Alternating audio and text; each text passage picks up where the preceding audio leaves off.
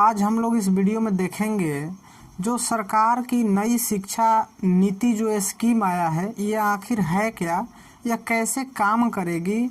और साथ ही साथ ये भी देखेंगे कि जब नई स्कीम आई है तो क्या किताब भी बदलेगा, इसको कैसे पढ़ाया जाएगा, मतलब सारे डिटेल्स हम इसमें देखेंगे। आइए सबसे पहले हम देखते हैं यहाँ देखिए क्या लिखा है कि माननीय मंत्री शिक्षा विभाग भारत सरकार द्वारा प्रस्तावित नई शिक्षा नीति 2022 को आज केंद्रीय कैबिनेट ने अपनी स्वीकृति प्रदान कर दी। देखिए बच्चों, यह जो नई शिक्षा नीति स्कीम है इसको 2020 में ही क्या इसका निर्णय लिया गया था, लेकिन इसको लागू नहीं किया गया था। आज केंद्रीय सरकार की कैबिनेट की स्वीकृति के बाद 36 साल बाद देश में नई शिक्षा नीति लागू हो गई। यानी अब जो ये शिक्षा नीति है ये 2022 में लागू करने जा रही है। और 1 अप्रैल में बताता चलूँ, यहाँ पर तो लिखा नहीं गया है लेकिन मैं एक और फॉर्मेट देखा था जिसमें जिक्र किया गया था। यह जो शिक्षा नीति है 1 अप्रैल 2022 से पूरे भारतवर्ष में इसको लागू कर दिया जाएगा। ठीक है, इस नीति का बेनिफिट क्या है, सरकार क्यों इस शिक्षा नीति में बदलाव की, इसको भी हम देखेंगे। कैबिनेट ने नई शिक्षा नीति यानी न्यू एजुकेशन पॉलिसी 2020 को हरी झंडी दे दी। यानी इसको 2020 में ही क्या इसको निर्णय लिया गया था, लेकिन यह जो नीति है अभी तक पारित नहीं की गई थी। 34 साल बाद शिक्षा नीति में बदलाव किया गया है। नई शिक्षा नीति की उल्लेखनीय बातें सरल तरीकों से इस प्रकार दर्शाई गई है। आइए देखते हैं कि नई शिक्षा नीति में क्या क्या बदलाव होगा।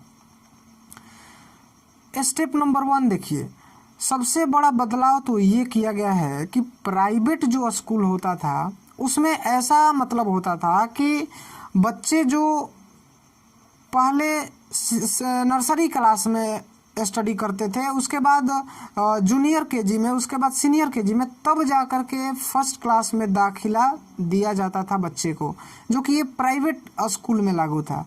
लेकिन सरकार ने अब इसको सरकारी स्कूलों में भी मंजूरी दे दी है। यानी कहने का अर्थ है कि सरकारी स्कूल में अगर कोई बच्चा का एडमिशन होता था तो टीचर डायरेक्ट एक क्लास में उसका एडमिशन ले लेते थे। अब ऐसा नहीं होगा, पहले बच्चे को नर्सरी में एडमिशन किया जाएगा, उसके बाद जूनियर केजी में एडमिशन किया जाएगा, देख रहे हैं ना, उसके बाद सीनियर केजी में एडमिशन किया जाएगा, उसके बाद फर्स्ट क्लास में वो बच्चा जाएगा, उसके बाद सेकंड क्लास में जाएगा। तो ये जो स्कीम है ना सरकार की, सबसे अच्छी स्कीम हमें इसलिए लगती है ताकि बच्चे को थोड़ा सा मतलब बैकअप नॉलेज हो जाए। फर्स्ट क्लास में आने से पहले की जो क्लासें होती है उसमें जो बच्चे को सिखाया जाता है, अब सरकारी स्कूल के बच्चे भी इसका लाभ ले सकेंगे। ठीक है, पहले अब एक और भी जिक्र किया गया है कि जो बच्चा नर्सरी में जिसका एडमिशन होगा उसकी उम्र 4 साल होनी चाहिए, जो जूनियर केजी में एडमिशन होगा जिसका उसका 5 साल होना चाहिए, और जो सीनियर केजी में एडमिशन होगा उसका 6 वर्ष उम्र होनी चाहिए, और जो बच्चा फर्स्ट क्लास में जाएगा उसकी उम्र 7 साल होनी चाहिए, और जो बच्चा सेकंड क्लास में जाएगा उसकी उम्र 8 साल होनी चाहिए। तो यह सरकार की जो नीति है ना ये सबसे अच्छी है कि एज को भी दर्शा दिया है कि अगर बच्चा 4 वर्ष का है तो उसको नर्सरी में दाखिला किया जाएगा। पहले ऐसा नहीं था, बच्चा 4 वर्ष का हो या 5 वर्ष में हो, डायरेक्ट 1 क्लास में एडमिशन कर दिया जाता था, उसका बैकअप नॉलेज नहीं मिल पाता था जैसे कि प्राइवेट स्कूल में होता है। पहले नर्सरी में जूनियर केजी, सीनियर केजी, ये सब प्राइवेट स्कूल में होता था, लेकिन सरकार ने अब सरकारी स्कूलों में भी इस स्कीम को लागू करने जा रही है, जो सबसे बड़ा इम्पोर्टेंट है। अब आगे देखिए, 3 इयर्स प्रीपैरेटरी, बच्चे यहाँ तक तो देखे आपने कि 5 साल बच्चा सेकेंड क्लास तक ले पढ़ाई किया, यानी 2 क्लास तक बच्चा पढ़ाई किया। ठीक है ना, ये 5 इयर्स फंडामेंटल है, 5 सालों तक वो अध्ययन करेगा, 2 क्लास तक पहुँचेगा। ठीक है, अब ये 3 इयर्स इसको कर दिया है प्रीपैरेटरी। मैं बताता चलूँ, अब जो शिक्षा नीति है हमारी वो 5+3+3+4 फॉर्मेट पर आधारित है, आगे इसका जिक्र किया गया है।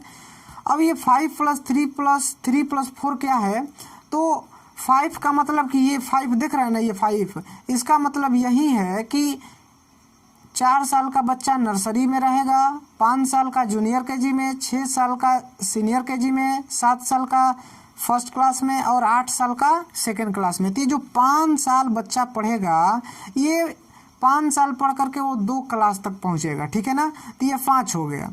अब 3 क्या है बाबू, तो अब जो 2 क्लास के आगे की पढ़ाई है, 3 क्लास, 4 क्लास, 5 क्लास, अब ये बच्चा 3 साल में स्टडी करेगा। यहाँ भी एज दर्शाया गया है कि अगर बच्चा 3 क्लास में जाता है तो उसकी एज क्या होनी चाहिए, 9 ईयर्स होनी चाहिए। अगर बच्चा 4th क्लास में जाता है तो उसकी उम्र 10 साल होनी चाहिए।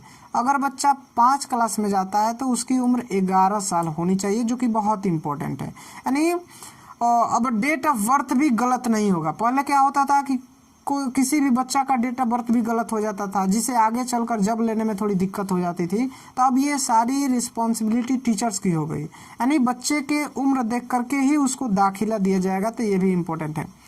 अब बच्चा ये 3 साल जो पढ़ेगा तो 2 से 3 जोड़ लीजिए, 2 क्लास से 3 क्लास, 4 क्लास, 5 क्लास तक बच्चा पहुंचा। और 5 से आगे क्लास की पढ़ाई, 6 क्लास में जब बच्चा जाएगा तो उसकी उम्र क्या होनी चाहिए, 12 साल होनी चाहिए। अब 7 क्लास में जब बच्चा जाएगा तो उसकी उम्र 13 साल होनी चाहिए। और 8 क्लास में जब बच्चा जाएगा तब उसकी उम्र 14 साल होनी चाहिए। तो ये भी इम्पोर्टेंट है। तो बच्चा कहाँ तक पहुँच गया, 8 क्लास तक पहुँच गया। अब आइए, अब 8 क्लास से आगे की जो स्टडी है उस पर हम बात करते हैं। हाँ देखिए, इसको नाम दिया गया है सेकेंडरी, 4 ईयर सेकेंडरी नाम दिया गया है। अब देखिए, ये जो 8 से जो 9th 10th 11th 12th है, मैं आपको बता देता हूँ कि अब जो सरकार ने ये जो नई शिक्षा स्कीम लागू की है, इसमें जो 10th क्लास का जो एग्ज़ाम होता था अब इसको हटा दिया है। अब केवल आप लोगों को फाइनल एग्ज़ाम देना होगा 12th क्लास में। इसको 4 साल की मतलब सेकेंडरी स्कीम इसको बनाया गया है, जिसे 9th से लेकर के 12th क्लास तक आपको सेकेंडरी एग्ज़ाम उसको लिया जाएगा, सेकेंडरी तौर पर आपको एग्ज़ाम दिया जाएगा, ठीक है ना। अब यह एग्ज़ाम कैसे होगा आगे जिक्र किया गया है। देखिए, खास बातें में लिखा गया है बच्चे कि केवल 12वीं क्लास में होगा बोर्ड, यानी इससे साफ तौर पर स्पष्ट होता है कि जो 10 क्लास का बोर्ड होता था उसको अब हटा दिया गया है। अब 12वीं क्लास में ही फाइनल बोर्ड होगा। अब नीचे और लिखा गया कि एमफिल होगा बंद, कॉलेज की डिग्री 4 साल की हो गई। अब एमफिल क्या है, अब कॉलेज की डिग्री 4 साल की क्या होगी, आगे देखेंगे।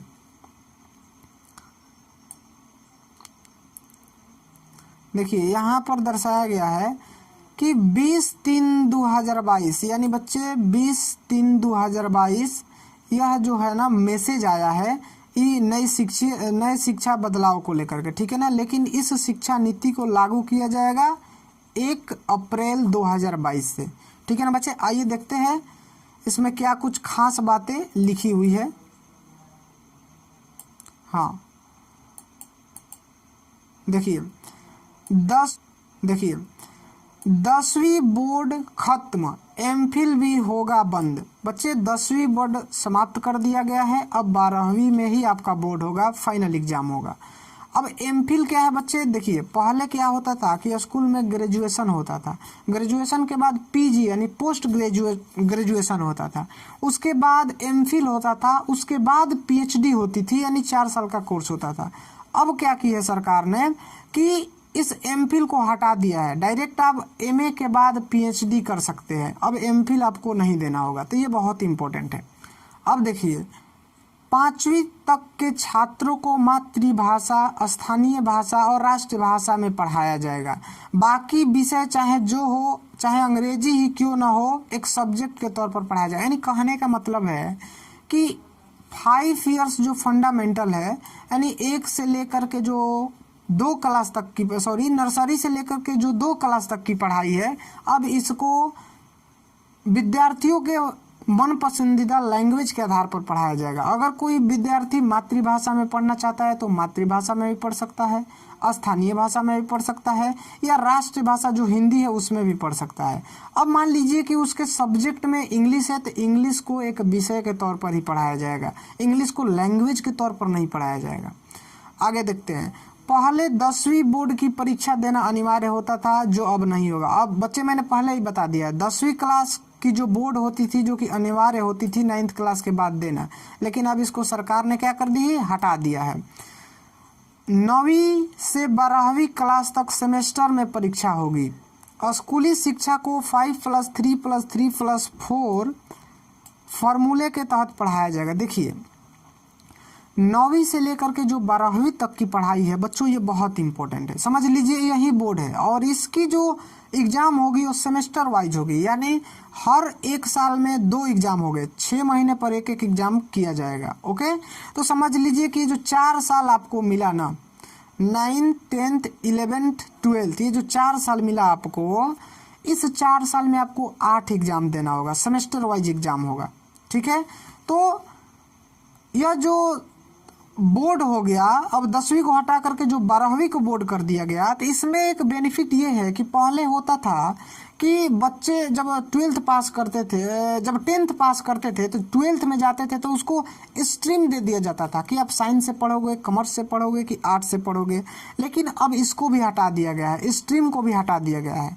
अगर कोई बच्चा मैथ पढ़ना चाहता है तो मैथ भी पढ़ सकता है, बायोलॉजी पढ़ना चाहता है बायोलॉजी भी पढ़ सकता है, ठीक ना, फिजिक्स पढ़ना चाहता है फिजिक्स पढ़ सकता है। यानी मन पसंदीदा लैंग्वेज लेकर के वो, मन पसंदीदा सब्जेक्ट लेकर के वो बच्चा आप पढ़ सकता है। पहले ये था कि अगर आप साइंस से पढ़ोगे तो बायोलॉजी नहीं पढ़ पाओगे, बायोलॉजी लोगे यानी आर्ट्स लोगे तो आप मैथ नहीं पढ़ पाओगे। तो ये सारी पहले की पुरानी पॉलिसी थी, लेकिन अब इसको हटा दिया गया है। अगर आप फिजिक्स लेना चाहते हैं, बायोलॉजी पढ़ना चाहते हैं, मैथ पढ़ना चाहते हैं तो ले सकते हैं, क्योंकि अब स्ट्रीम हटा दिया गया है, केवल नाम होगा इंटर, बस नो स्ट्रीम। तो ये बहुत ही इंपॉर्टेंट है।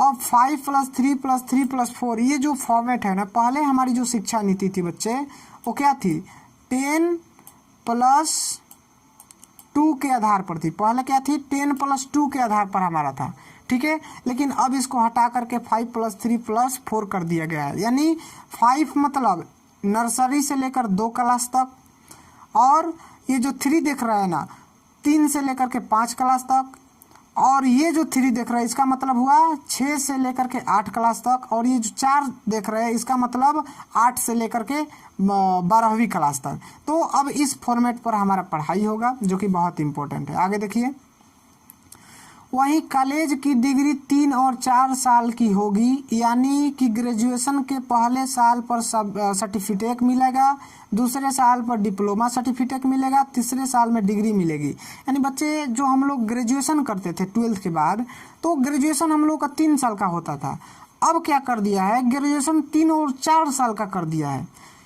यानी देखिए मैं बताता हूँ, 3 साल को तो था ही, लेकिन 4 साल 1 साल और बढ़ा दिया है। इसका फायदा ये है कि पहली हमारी जो नीति थी ना, पुरानी नीति, कि अगर कोई बच्चा ग्रेजुएशन कर रहा है, 2 साल किया और तीसरे साल मान लीजिए उसका फाइनेंशियल कंडीशन हो गया, कुछ प्रॉब्लम हो गया, वो छोड़ दिया, तो फिर वो शुरू से करेगा, फर्स्ट ईयर से करेगा। लेकिन अब जो सरकार क्या की है कि अगर कोई बच्चा ग्रेजुएशन करना चाहता है, 1 साल ग्रेजुएशन किया, उसके बाद उसका मन है कि हम नहीं करेंगे, मान लीजिए कि पैसा का प्रॉब्लम हो गया, तो उसको 1 साल का सर्टिफिकेट दिया जाएगा। अगर दूसरे साल किया तो उसको डिप्लोमा का सर्टिफिकेट मिलेगा, और तीसरे साल किया तो उसको भी क्या सर्टिफिकेट मिलेगा।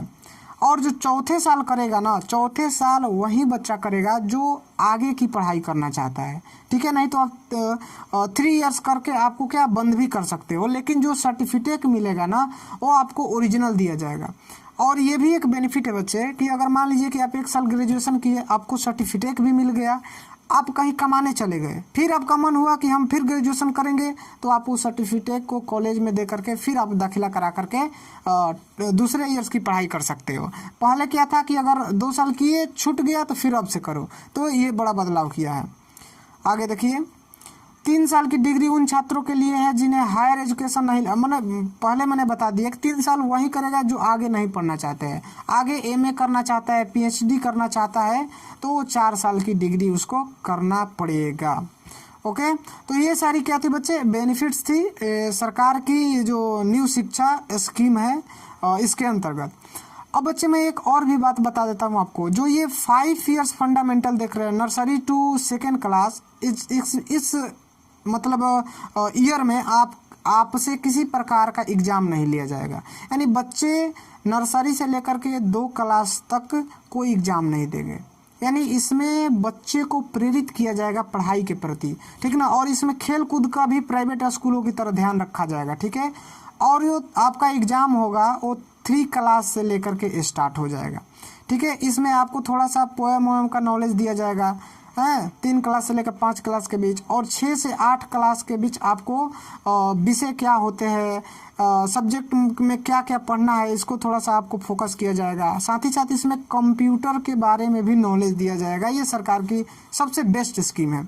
और ये जो 4 साल है इसमें तो आपको पूरा मतलब स्टडी करवाया जाएगा कि कैसे आपको फाइनल एग्ज़ाम देना है, कौन कौन सी विषय है, कैसे पढ़ना है, यानी सारे इसमें सिखाया जाएगा। तो ये रहा बच्चों सरकार की नई शिक्षा नीति, ठीक है।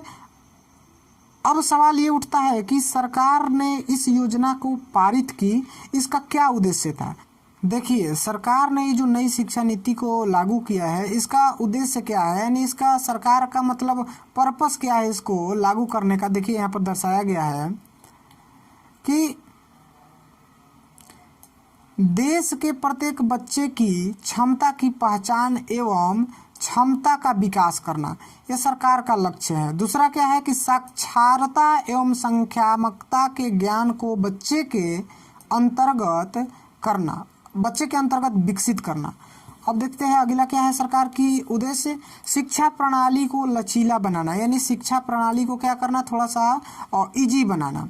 और चौथा क्या है, सभी के लिए सार्वजनिक शिक्षा प्रणाली में निवेशन करना, ठीक है। पांचवा क्या है, सभी विद्यालयों में गुणवत्तापूर्ण शिक्षा को विकसित करना, यानी गुणवत्ता के साथ शिक्षा को मतलब विकसित करना सरकार की नीति है।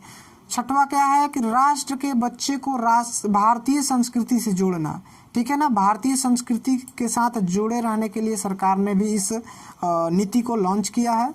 और सातवां क्या है, बच्चों को सुशासन सिखाना एवं सशक्तिकरण करना। आठवां क्या है, शिक्षा नीति को पारदर्शी बनाना, यानी वही लचीला बनाना।